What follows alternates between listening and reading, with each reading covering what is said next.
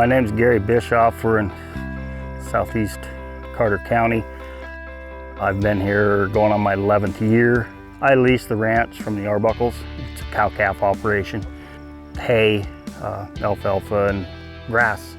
Water's a big issue. You can look at it here and think that we have all the water in the world, but 3 years ago we started this, or 4, and once we got the pit dug, it never rained for 2 years or 3 years. I don't just remember what it was, and it finally just filled. Well, once you get them filled, you got it made. So water's a big issue. I'm Cammie Kilwine. I'm the area range specialist out of Miles City, the NRCS.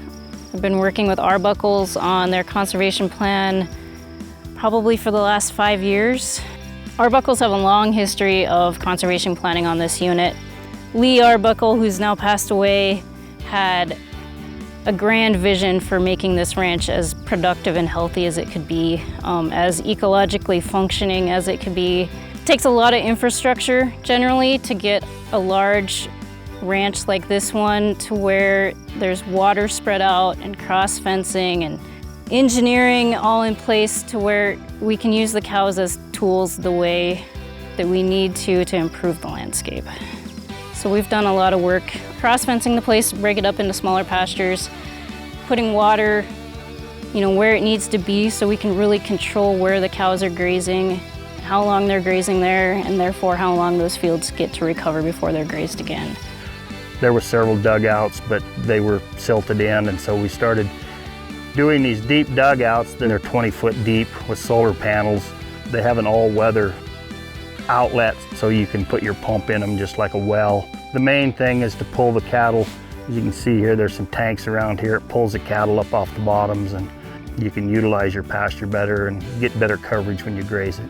So one of the things we're trying to take some pressure off this center water gap, because you can see there's bare ground, there's some trailing coming into the water gap, and by getting water out there, we can manage this better and hopefully get more vegetation around the pond for wildlife. Some places water's just a given and you have it. Once we get off the river, there's times we just don't have it.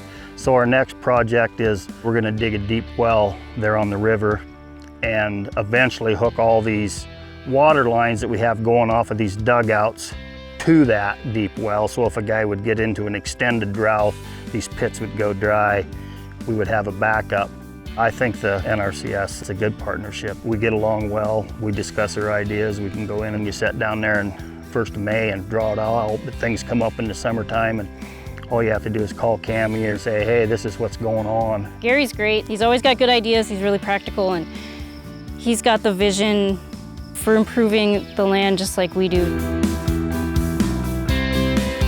I'm Lauren Mannanen. I'm a soil conservationist with NRCS in Ekalaka, Montana, so the very southeast corner of the state. We're at the Crazy Woman Bison Ranch, ran by Doug and Mary Stang, and it's near the Chalk Buttes, just southwest of Ekalaka.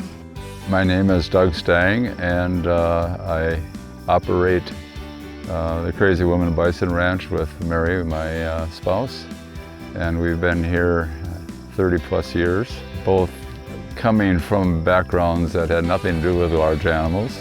We did not know what we were getting into here. We thought you could just let nature be nature. And pretty soon, we learned we needed help.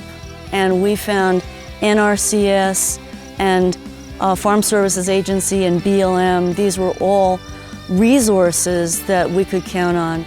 So the Stangs started with NRCS with the WIP program, which is the Wildlife Habitat Improvement Program.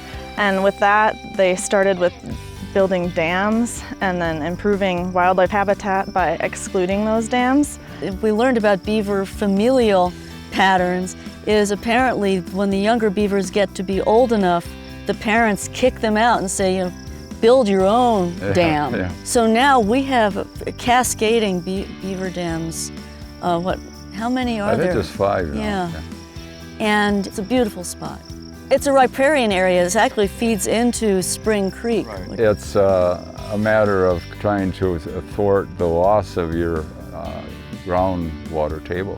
So the ponds that NRCS has helped the stings with, they have excluded the bison from them, so they're available for wildlife to use, and occasionally they will turn the bison in to graze and manage weeds. And then they got into the EQIP program, which is the Environmental Quality Incentives program, and they developed interior fences and stock water. There was a place further on down Spring Creek, we're on the shoreline there. We have a well that you can pull water out of the ground, and you get a consistent stream to the point that you can fill both those tanks without having the water table drop sufficiently to stop it. And part of that is because we have beavers that are holding the water up there and keeping the water table high. With all of the fences and the stock water and those improvements, that has helped set up the stings so they can better rotate through their fields and have better utilization levels. So the improvements we've made has made it a lot easier for stings to improve their level of management.